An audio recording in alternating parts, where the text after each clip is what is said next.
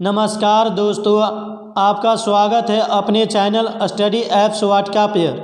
तो आज हम लोग पॉलिटी के नेक्स्ट वीडियो भारतीय संविधान की विशेषताएं के बारे में पढ़ेंगे।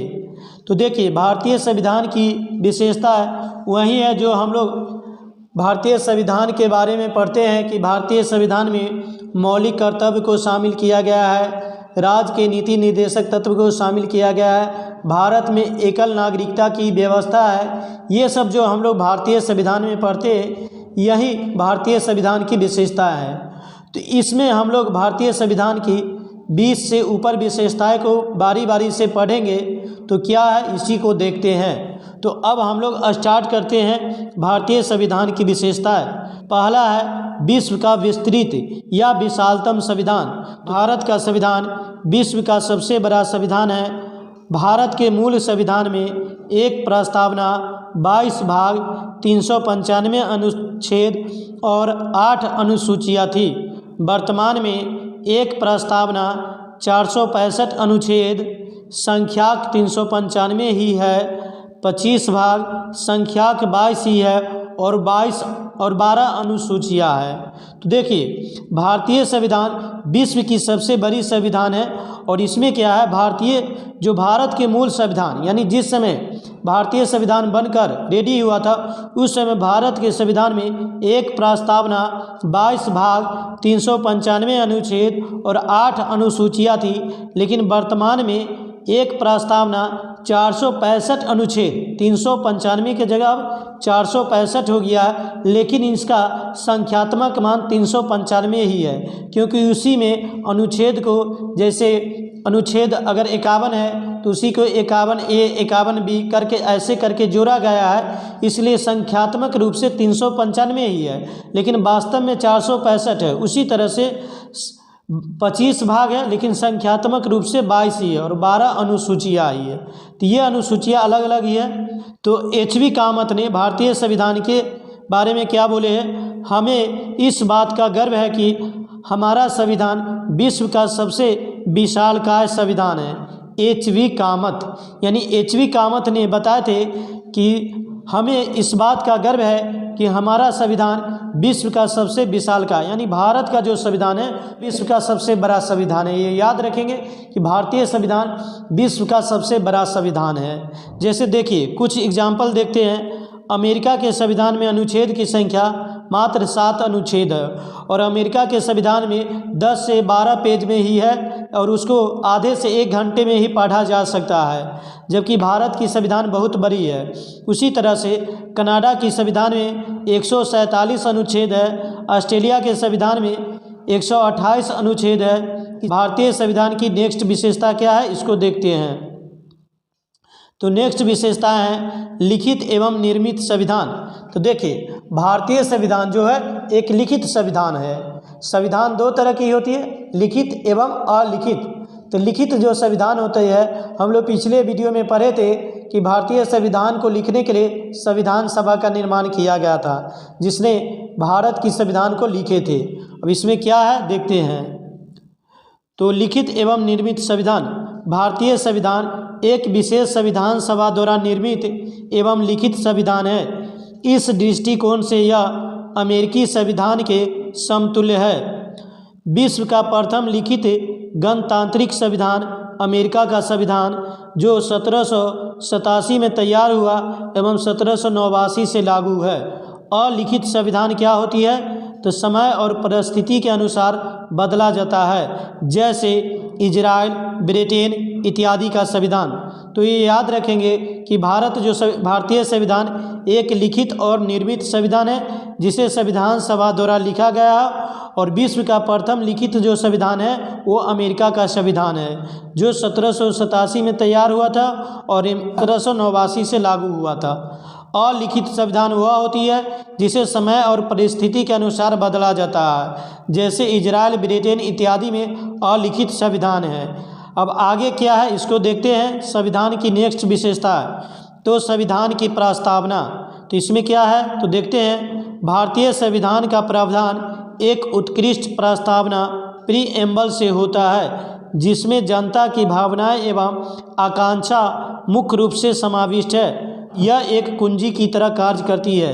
तो देखिए, भारत की संविधान में एक प्रस्तावना का भी वर्णन किया गया और ये हम लोग भारतीय संविधान में देखते हैं कि एक सुंदर प्रस्तावना है जिसका स्टार्टिंग जो है हम लोग करते हैं, हम भारत के लोग, ये जो हम लोग पढ़ते हैं यही भारत की प्रस्तावना है। अब आगे क्या है इसको देखते हैं। तो आगे है संसदीय संप्रभुता, यानी कि अगला विशेषता है संसदीय संप्रभुता। तो इसमें क्या है, भारतीय संविधान में संसद को संप्रभु बनाया गया है। संसद बिना किसी बाहरी हस्तक्षेप के अपने सभी आंतरिक तथा विदेशी नीतियों का निर्धारण स्वयं करती है। नोट में, यद्यपि भारत संयुक्त राष्ट्र और राष्ट्रमंडल का एक सदस्य है, लेकिन उसकी यह सदस्यता अपनी इच्छा अनुसार है। तो देखिए, संसदीय संप्रभुता कहने का मतलब ये होता है कि भारत का संविधान जो है वो बिना किसी बाहरी हस्तक्षेप के अपने सभी मामले का निर्णय स्वयं करते हैं। भारत संयुक्त राष्ट्र का संघ है, राष्ट्रमंडल का सदस्य है या बहुत सारे अंतर्राष्ट्रीय संगठन का सदस्य है भारत, लेकिन ये जो भारत अंतर्राष्ट्रीय संगठन का सदस्य है वो अपनी इच्छा के अनुसार है। अब अगली विशेषता क्या है इसको देखते हैं। लोकतंत्रात्मक गणराज्य, लोकतंत्रात्मक गणराज्य डेमोक्रेटिक रिपब्लिक। तो इसमें क्या है पहले इसको देखते हैं। भारत एक लोकतंत्रात्मक गणराज्य है, अर्थात भारत का शासन भारतीय जनता द्वारा निर्वाचित प्रतिनिधि ही संचालित करेंगे। लोकतंत्रात्मक यानी डेमोक्रेटिक शब्द का अर्थ यह है कि भारत में प्रतिनिधि मूलक प्रजातंत्र की स्थापना की गई है। गणराज्य रिपब्लिक शब्द का अर्थ यह है कि राज्य के सभी नागरिकों को अपनी योग्यता अनुसार सभी छोटे बड़े पदों पर पहुंचने का अधिकार है एवं साथ ही भारतीय गणराज्य का अध्यक्ष अर्थात राष्ट्रपति एक निर्वाचित व्यक्ति होगा, ना कि आनुवांशिक व्यक्ति। तो देखिए, इसमें ये विशेषताएं हैं कि भारतीय जो संविधान है एक लोकतंत्रात्मक गणराज्य है। कहने का मतलब भारत में एक लोकतंत्रात्मक राज्य है और यहाँ पर भारत की जो शासन व्यवस्था होती है वो भारतीय जनता द्वारा निर्वाचित प्रतिनिधि संचालित करते हैं। इसमें भारत के लोग डायरेक्ट भाग लेते हैं, लेकिन भारत के लोग जिस प्रतिनिधि को निर्वाचित करते हैं वही प्रतिनिधि भारत का शासन व्यवस्था को संचालित करते हैं। अब लोकतंत्रात्मक का क्या अर्थ है, तो लोकतंत्रात्मक का अर्थ यह है कि भारत में प्रतिनिधि मूलक प्रजातंत्र की स्थापना की गई, यानी कि भारत में जो भारत की शासन व्यवस्था है उसको भारतीय लोग प्रत्यक्ष रूप से नहीं चलाते हैं, बल्कि भारतीय लोग जिस प्रतिनिधि को, जैसे मुख्यमंत्री, प्रधानमंत्री, जिसको वो निर्वाचित करते हैं वही भारतीय शासन व्यवस्था को संचालित करते हैं। यानी कि भारत में प्रतिनिधि मूलक प्रजातंत्र की स्थापना की गई है। गणराज्य का अर्थ यह होता है कि भारत में सभी व्यक्ति को अपने योग्यता अनुसार सभी छोटे बड़े पदों पर पहुंचने का अधिकार है और भारत के जो अध्यक्ष अर्थात राष्ट्रपति जो है एक निर्वाचित व्यक्ति होगा, न कि आनुवांशिक व्यक्ति। जैसे ब्रिटेन में जो वहाँ के राष्ट्रपति जो होते हैं वो वंशानुगत होते हैं, लेकिन भारत में ऐसी बात नहीं, भारत के राष्ट्रपति का भी चुनाव होता है। इस तरह से भारत जो है एक लोकतंत्रात्मक गणराज्य है। आगे क्या विशेषता इसको देखते हैं। अनेक देशों के संवैधानिक तत्वों का समावेश। तो देखिए, भारतीय संविधान में हम लोग देखते हैं कि भारतीय संविधान में 395 अनुच्छेद है, जिसमें से 250 अनुच्छेद लगभग भारतीय स्वतंत्रता अधिनियम 1935 से लिया गया है और जो शेष अधिनियम है वो अनेक देशों के संविधान से लिया गया है। तो यही है। तो इसमें क्या है, अनेक देशों के संवैधानिक तत्वों का समावेश। तो इसमें भारतीय संविधान में कुछ आंतरिक स्रोत भी है, कुछ विदेशी स्रोत भी है। आंतरिक स्रोत है भारत शासन अधिनियम 1935। विदेशी स्रोत क्या है, तो लगभग 60 विदेशी संविधान के अनेक उपबंधों को भारतीय संविधान में शामिल किया गया है। भारतीय संविधान को प्रायः उधार का लिया गया संविधान एवं वकीलों का स्वर्ग कहा जाता है। यह एक ब्रिटिश वकील आइवर जेनिंग्स ने कहा था। तो देखिए, भारतीय जो संविधान है इसमें अनेक देशों के संविधान के उपबंधों को शामिल किया गया है और इसलिए भारतीय संविधान को उधार का लिया गया संविधान कहा जाता है। और इसे वकीलों का स्वर्ग इसलिए कहा जाता है कि भारतीय संविधान में अनेक कठिन शब्दों का प्रयोग किया गया है, जिससे आम जनता भारतीय संविधान के बातों को नहीं समझ पाते हैं। और इससे क्या होते हैं, वकील जो होते हैं इसका फ़ायदा उठाकर मतलब बहुत सारे इसमें अपना बिजनेस व्यवसाय किए हुए, इसीलिए भारतीय संविधान को वकीलों का स्वर्ग कहा जाता। और ये दोनों बात एक ब्रिटिश वकील आइवर जेनिंग्स ने कहा था। अब अगला क्या विशेषता है इसको देखते हैं। तो अगला है कठोर एवं लचीला संविधान का समन्वय। तो देखिए भारतीय संविधान जो है कठोर एवं लचीला दोनों का मिश्रित रूप है, यानी किसी मामले में भारतीय संविधान अधिक कठोर है तो किसी मामले में लचीला संविधान है। अब ये लचीला संविधान क्या होती है, कठोर संविधान क्या होती है, इसको देखते हैं। तो कठोर संविधान क्या है, जिस संविधान में संशोधन करने के लिए विशेष प्रक्रिया की आवश्यकता होती है, जैसे अमेरिका का संविधान। विशेष प्रक्रिया हुआ कि दोनों सदनों में 2/3 सदस्य उपस्थित और मतदान जो है 50% से अधिक होनी चाहिए।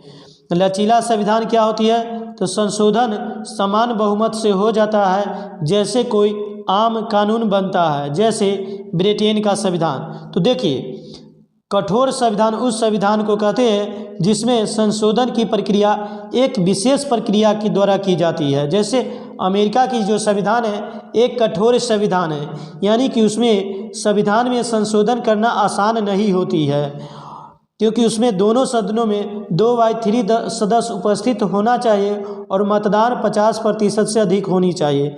जबकि लचीला संविधान वह होती है जो समान बहुमत से हो जाता है। तो भारत का संविधान कठोर तथा लचीला दोनों है, क्योंकि कुछ प्रावधानों में संशोधन करना अत्यंत कठिन है और इसके लिए एक विशेष प्रक्रिया का अनुसरण किया जाता है, जबकि अधिकांश प्रावधानों को संसद द्वारा साधारण बहुमत से संशोधित किया जाता है। तो देखिए भारतीय जो संविधान है कठोर और लचीला दोनों का समन्वय है, क्योंकि कुछ मामलों में संशोधन करना कठिन है तो कुछ मामलों में आसानी से संशोधन किया जा सकता है। प्रमुख संविधान संशोधन 7वां, 42वां, 73वां और 74वां, यानी कि देखिए अब तक जो है 125 संविधान संशोधन किए गए हैं। इनमें से 7वां, 42वां, 73वां, 74वां प्रमुख संविधान संशोधन है। 42वां संविधान संशोधन को तो लघु संविधान भी कहा जाता है, क्योंकि 42वां संविधान में बहुत सारे प्रावधानों को जोड़ा गया है। अब अगला क्या है, तो राज्य के नीति निर्देशक तत्व। तो देखिए राज्य के नीति निर्देशक तत्व क्या होते हैं, इसको हम लोग किसी अगले वीडियो में देखेंगे। अब ये क्या है इसको देखते हैं। देश में कल्याणकारी राज्य की स्थापना हेतु भारतीय संविधान के भाग 4 अनुच्छेद 36 से 51 के अंतर्गत राज्य के नीति निर्देशक तत्व का उल्लेख है। इसे आयरलैंड के संविधान से लिया गया है। ग्रेनविले ऑस्टिन ने नीति निर्देशक तत्वों को संविधान की आत्मा कहा है। तो देखिए राज्य की नीति निर्देशक तत्व क्या होता है, जिस तरह से ये क्या होता है कि एक मौलिक अधिकार दिया जाता है कि लोगों को कुछ अधिकार दिया जाता है कि ये अधिकार हमेशा कायम रहती है। उसी तरह से राज्य के नीति निर्देशक भी तत्व होते हैं, लेकिन राज्य के जो नीति निर्देशक तत्व है वो राज्य की स्थिति पर निर्भर करती है। ये संविधान के भाग 4 में अनुच्छेद 36 से 51 के अंतर्गत शामिल है और इसे आयरलैंड के संविधान से लिया गया है। ग्रेनविल ऑस्टिन ने नीति निर्देशक तत्व को संविधान की आत्मा कहा है, क्योंकि इसमें जनता के लिए कल्याणकारी योजनाओं का उपबंध किया जाता है। अब अगली विशेषता क्या है इसको देखते हैं। संसदीय शासन व्यवस्था, पार्लियामेंट्री सिस्टम। तो इसमें क्या है देखते हैं। तो देखिए शासन व्यवस्था 2 तरह की होती है, एक संसदीय प्रणाली, दूसरा होती है अध्यक्षीय प्रणाली। तो भारत की जो शासन व्यवस्था है वो संसदीय प्रणाली है और अमेरिका की जो है वो अध्यक्षीय प्रणाली है। तो ये संसदीय प्रणाली क्या होती है, तो देखिए संसदीय प्रणाली वह होती है जिसमें चुनी हुई प्रतिनिधि ही शासन व्यवस्था चलाती है और जो प्रधानमंत्री होता है वही प्रमुख होता है। तो इसमें क्या है इसको देखते हैं। तो संसदीय प्रणाली, भारत में संसदीय प्रणाली के शासन का प्रावधान है। इस प्रणाली में वास्तविक कार्यपालिका शक्ति जनता के निर्वाचित प्रतिनिधियों अर्थात मंत्रिपरिषद में निहित होती है। मंत्रिपरिषद का प्रमुख प्रधानमंत्री होता है। राष्ट्रपति नाम मात्र का कार्यपालिका का प्रधान होता है। संसदीय प्रणाली को निम्न नामों से भी जाना जाता है: वेस्टमिंस्टर मॉडल, इंग्लैंड पर आधारित, या उत्तरदायी सरकार, या मंत्रिमंडलीय सरकार। तो देखिए, भारत में एक संसदीय प्रणाली व्यवस्था है जिसका इसमें क्या होता है कि भारत की जो भी शासन व्यवस्था होती है वो जनता के निर्वाचित प्रतिनिधियों अर्थात मंत्रिपरिषद में निहित होती है, और मंत्रिपरिषद का प्रमुख जो होता है वो प्रधानमंत्री ही होता है। इसीलिए संसदीय प्रणाली को कभी कभी प्रधानमंत्री की सरकार भी कहा जाता है। अब देखिए, संसदीय प्रणाली को कुछ अन्य नामों से भी जाना जाता है, जैसे वेस्टमिंस्टर मॉडल, उत्तरदायी सरकार, मंत्रिमंडलीय सरकार। अब ये अध्यक्षीय प्रणाली क्या है इसको देखते हैं। तो अध्यक्षीय प्रणाली, इस प्रणाली में विधायिका एवं कार्यपालिका के बीच शक्ति विभाजन पर आधारित है। तो देखिए, अमेरिका में अध्यक्षीय प्रणाली है, यानी कि अमेरिका के संविधान में विधायिका एवं कार्यपालिका के बीच शक्ति विभाजन पर आधारित है, यानी कि वहाँ पे कार्यपालिका एवं विधायिका के बीच जो शक्ति है वो स्पष्ट विभाजन पर आधारित है, जबकि भारत में सहयोग व समन्वय के सिद्धांत पर आधारित है। अब अगली विशेषता है एकल नागरिकता। तो इसमें क्या है देखते हैं। तो संघात्मक संविधान की भांति भारत में दोहरी नागरिकता नहीं है, अपितु एकल नागरिकता है, अर्थात सभी लोग भारत के नागरिक हैं। तो देखिए, एकल नागरिकता कहने का मतलब यह है कि भारत में लोगों को एक ही नागरिक प्रदान किए जा गए हैं और वह है भारत के नागरिक। जबकि देखते हैं कि अमेरिका में जब संघात्मक संविधान है तो वहाँ पर लोगों को दो नागरिकता प्रदान की गई है, एक देश के लिए प्रदान की जाती है और एक हर राज्य अपने राज्य को व्यक्ति को नागरिकता प्रदान करती है। लेकिन भारत में एकल नागरिकता है और सभी लोग भारत के नागरिक हैं, यानी किसी राज्य के नागरिक नहीं बल्कि भारत के नागरिक है। अगला विशेषता है एकीकृत और वह स्वतंत्र न्यायपालिका। तो देखिए, भारत की जो न्यायपालिका है वो एकीकृत और स्वतंत्र है। एकीकृत कहने का क्या मतलब है कि भारत में एक ही सर्वोच्च न्यायालय है, जबकि अमेरिका में राज्यों की सर्वोच्च न्यायालय अलग है और भारतीय न्यायपालिका स्वतंत्र है। लेकिन वर्तमान समय में यह कहा जाता है कि भारत की जो न्यायपालिका है वो स्वतंत्र नहीं है, बल्कि जिस दल की सरकार होती है न्यायपालिका पर उसका थोड़ा प्रभाव होता है। लेकिन ऐसी बात नहीं है। भारतीय संविधान के अनुसार भारत की जो न्यायपालिका है वह स्वतंत्र है। अब इसमें क्या है इसको देखते हैं। एकीकृत एवं स्वतंत्र न्यायपालिका, भारतीय न्यायपालिका में शीर्ष स्तर पर सर्वोच्च न्यायालय है, राज्यों में उच्च न्यायालय एवं अधीनस्थ न्यायालय है। सर्वोच्च न्यायालय संविधान एवं मौलिक अधिकारों की संरक्षक है। तो देखिए, भारतीय न्यायपालिका में एक ही सर्वोच्च न्यायालय है जो दिल्ली में स्थित है, और इस तरह से राज्यों में जैसे अभी वर्तमान में कुल 25 उच्च न्यायालय है और इसके अंतर्गत बहुत सारे अधीनस्थ यानी जिला न्यायालय भी है। तो ये याद रखेंगे कि भारत में एक ही सर्वोच्च न्यायालय है और राज्यों में अलग अलग उच्च न्यायालय, जैसे भी वर्तमान में 25 उच्च न्यायालय है। और फिर क्या होता है, जिला में भी न्यायालय होते हैं जिसको सत्र या अधीनस्थ न्यायालय कहते हैं। तो इस तरह से भारतीय जो न्यायपालिका है वो एकीकृत है। और सर्वोच्च न्यायालय का मुख्य कार्य यह है कि सर्वोच्च न्यायालय संविधान एवं मौलिक अधिकारों की संरक्षक होती है, यानी किसी भी मौलिक अधिकारों को अगर हनन किया जाता है तो व्यक्ति सर्वोच्च न्यायालय में वहाँ पे अनुमोदन कर सकती है।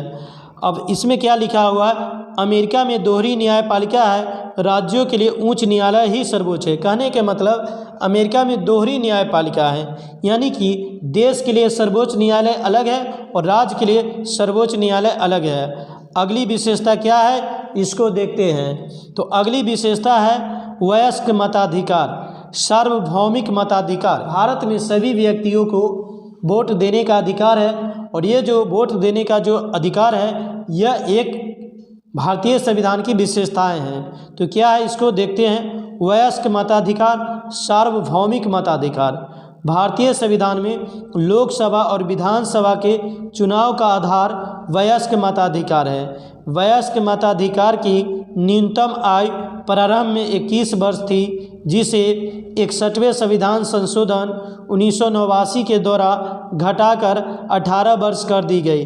वयस्क मताधिकार लोकतंत्र का एक महत्वपूर्ण अधिकार है। जब राजीव गांधी की सरकार जो आई थी तो राजीव गांधी की सरकार ने वयस्क मताधिकार की न्यूनतम आयु 21 वर्ष से घटाकर 18 वर्ष कर दी थी। अगली विशेषता है मौलिक अधिकार, यानी सभी व्यक्तियों को जीने के लिए कुछ मौलिक अधिकार दिए गए हैं जिसे किसी भी व्यक्ति से छीना नहीं जा सकता है, लेकिन विशेष स्थिति जैसे आपातकाल में कुछ मौलिक अधिकारों भी समाप्त कर दिए जाते हैं। वो एक अलग स्थिति होती है, नहीं तो भारत में कुछ मौलिक अधिकार प्रदान किए गए। क्या है इसको देखते हैं। लोकतांत्रिक के शासन व्यवस्था में मौलिक अधिकार संविधान की एक मुख्य विशेषता है। भारतीय संविधान में 6 मौलिक अधिकारों का उल्लेख है। इसे अमेरिका के संविधान से लिया गया है। तो देखिए भारतीय संविधान में कितने मौलिक अधिकार हैं? 6 मौलिक अधिकार। अब अगली विशेषता क्या है इसको देखते हैं। तो अगली विशेषता है मूल कर्तव्य। भारतीय मूल संविधान में मौलिक कर्तव्य को शामिल नहीं किया गया था, परंतु इसे स्वर्ण सिंह समिति के अनुशंसा पर 42वें संविधान संशोधन 1976 में भाग 4A के अनुच्छेद 51A में जोड़ा गया है।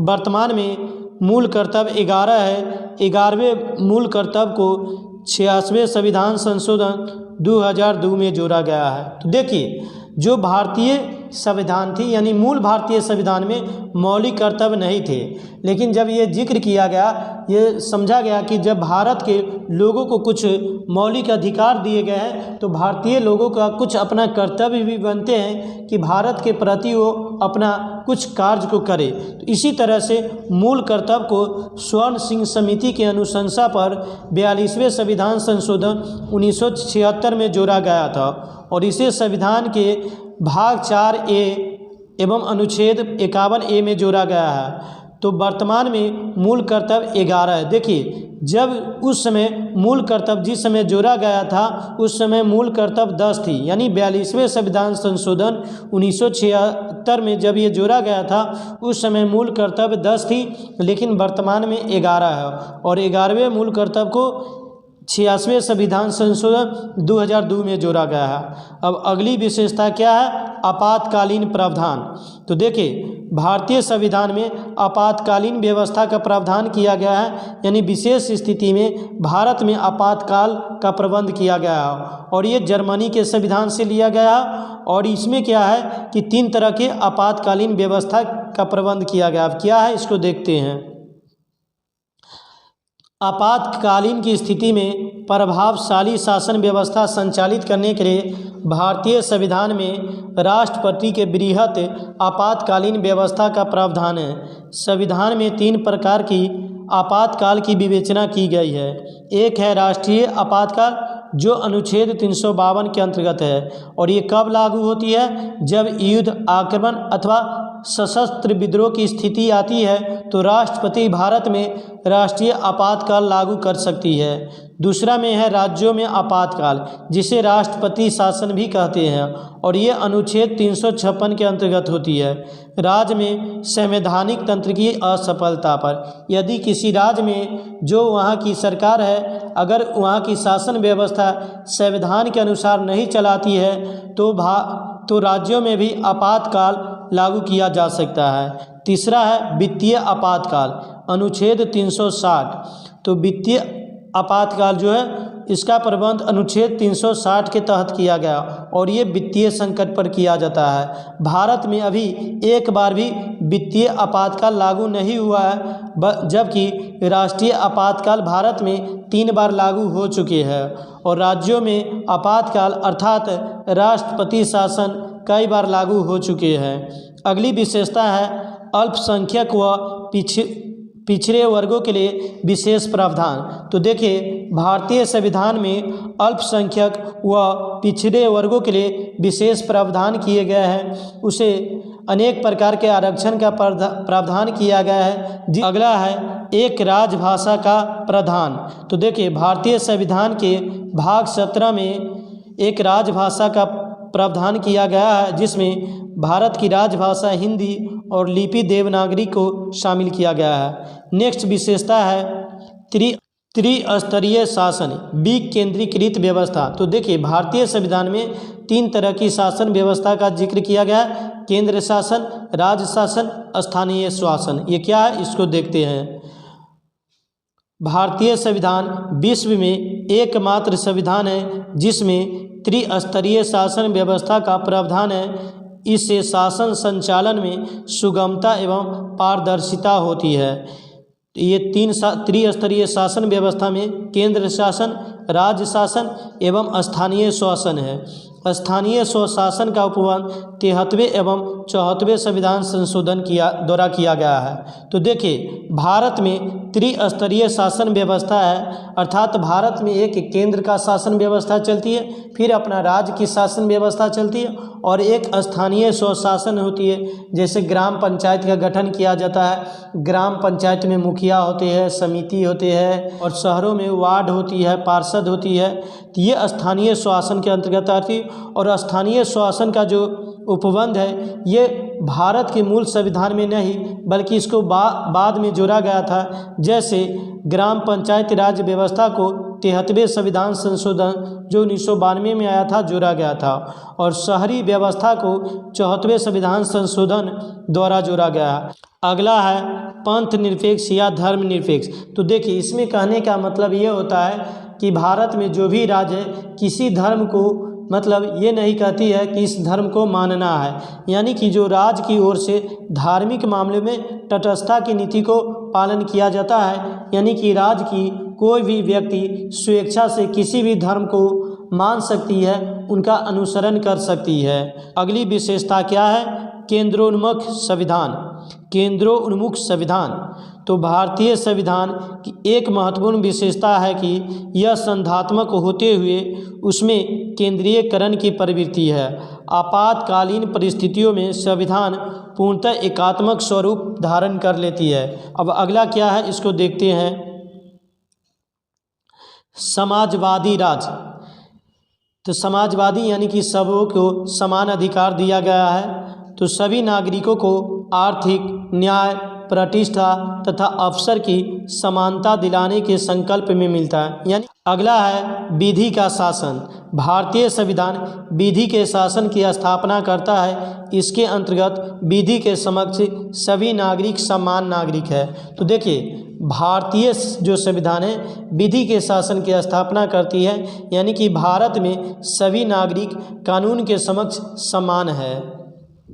नेक्स्ट में है एकात्मक झुकाव के साथ संघीय व्यवस्था, यानी एकात्मक एवं संधात्मक संविधान का समन्वय। तो देखिए इसमें बहुत सारे तथ्य हैं, इसको हम लोग पहले समझते हैं। कहने का मतलब भारत में क्या है, भारत एक देश है लेकिन भारत कई राज्यों को मिलाकर बनाया गया है। तो यहाँ पर कुछ राज्यों को भी शक्ति है और फिर देश को भी अपनी शक्ति है। एकात्मक की ओर झुकाव तो राज्यसभा 2/3 बहुमत से राज्य सूची के विषयों पर कानून बना सकती है। शक्तियों का बंटवारा केंद्र के पक्ष में है। केंद्र राज्यों की सीमा, नाम व क्षेत्र में परिवर्तन कर सकता है। एकल नागरिकता का प्रावधान है। राज्यपाल की नियुक्ति भी केंद्र सरकार द्वारा की जाती है। आपातकाल में पूर्णतः एकात्मक स्वरूप धारण कर लेते हैं। राज्य में राष्ट्रपति शासन लगाया जा सकता है। संविधान संशोधन करने का अधिकार केंद्र के पास है। कहने का मतलब यह है कि भारत में ज़्यादा शक्ति केंद्र को प्रदान की गई है। जैसे केंद्र क्या कर सकती है, राज्यों को सीमा भी बदल सकती है, उसका नाम भी बदल सकती है। राज्यपाल की नियुक्ति भी केंद्र द्वारा किया जाता है। यहाँ तक कि राज्य में राष्ट्रपति शासन भी लगाया जा सकता है। इसी तरह से कई प्रावधान किए गए हैं। जैसे राज्य में IPS IAS जो भी होते हैं इसका भी नियंत्रण केंद्र के द्वारा किया जाता है। देखिए IPS या IAS जो होती है किसी राज्य में सेवा प्रदान करती है लेकिन उसका नियंत्रण केंद्र द्वारा किया जा रहा है। इसी तरह से बहुत सारे प्रावधान की गई है जिससे यह स्पष्ट होती है कि भारत में एकात्मक व्यवस्था। अब ये संधात्मक की ओर झुकाव क्या है, तो इसमें देखिए भारत में एक लिखित संविधान है, संविधान की सर्वोच्चता है, संघ और राज्यों के बीच शक्तियों का विभाजन है, यानी संघ को शक्ति भी है और राज्य को भी कुछ शक्ति प्रदान की गई है। यहाँ पर स्वतंत्र न्यायपालिका है, संविधान संशोधन की जटिल प्रक्रिया किया गया है और ये संविधान संशोधन में कभी कभी राज्य के प्रतिनिधि भी शामिल होते हैं। जैसे राज्य में जो भी विधानमंडल के सदस्य होते हैं वो भी संविधान संशोधन में भाग लेते हैं, यानी कि यहाँ पे राज्य का भी अपना महत्व है। लेकिन फाइनली देखेंगे कि यह होता है कि भारत संधात्मक होते हुए एकात्मक की ओर अधिक झुके हुए, यानी कि केंद्र को शक्ति अधिक प्रदान की गई है। यही इसका कहने का तात्पर्य है। तो इस तरह से हम लोग भारतीय संविधान की विशेषताएं को पढ़ लिए। अब देखिए इसमें थोड़ा हम लोग पढ़ते हैं संविधान की प्रकृति। तो देखिए संविधान की प्रकृति में मतलब यही जिक्र किया गया है कि जो संविधान की प्रकृति संधात्मक है अथवा एकात्मक है। तो इसे लेकर अनेक विद्वानों में मतभेद है। लेकिन देखिए अभी जो हम लोग लास्ट जो संविधान की जो लास्ट विशेषता पर रहे हैं, इसमें वही बात कहा गया है कि अधिकांश शक्ति केंद्र के पास है और राज्यों के पास भी शक्ति है, लेकिन अनेक स्थितियों में केंद्र राज्य पर हावी होते हैं। जैसे केंद्र राष्ट्रपति शासन लगा सकती है, मुख्य कानून में संशोधन केंद्र के द्वारा ही किया जाता है, किसी भी विदेशी देशों से क्या समझौता किया जाएगा उसमें केंद्र का ही मतलब कि वर्चस्व होता है। किसी भी विदेशी देशों के साथ व्यापार करना है तो इसमें केंद्र की भूमिका अधिक होती है। यही सब है। तो इसके बारे में बहुत सारे लोगों ने कुछ अपना कथन दिए हैं, उसी को समझते हैं। जैसे आचार्य दुर्गादास बसु ने क्या कहे कि व्यावहारिक दृष्टिकोण से यह कहा था कि भारतीय संविधान न तो शुद्ध रूप से परिसंधीय और न ही शुद्ध रूप से एकात्मक, बल्कि यह दोनों का संयोजन है। उसी तरह से राजमन्नार समिति 1971 और सरकारी आयोग 1983 ने भारतीय संविधान को परिसंधीय माना। प्रसिद्ध संविधानविद आइवर जेनिंग्स के अनुसार भारतीय संविधान एक ऐसा संघ है जिसमें केंद्रीयकरण की सशक्त भूमिका है, यानी कि भारतीय संविधान। और देखिए इसमें जो हम लोग एकात्मक लक्षण वही जिक्र किए हैं जो ऊपर हम लोग भारतीय संविधान की विशेषताएं में वर्णन किए हैं, तो इसको अभी हम लोग देख लेंगे। इसमें वही सब है जो ऊपर हम लोग वर्णन किए हैं। और देखो अंत में क्या लिखा हो इसको देखते हैं। भारतीय संविधान इस बात पर अत्यधिक बल देता है कि संघीय सिद्धांत की अपेक्षा देश का हित सर्वोपरि, यानी कि भारत में देश के हित को सर्वोपरि माना गया है। अब हम लोग वीडियो को समाप्त करते हैं और इसमें हम लोग संविधान की विशेषता से रिलेटेड जो भी प्रावधान थे उसको पढ़े।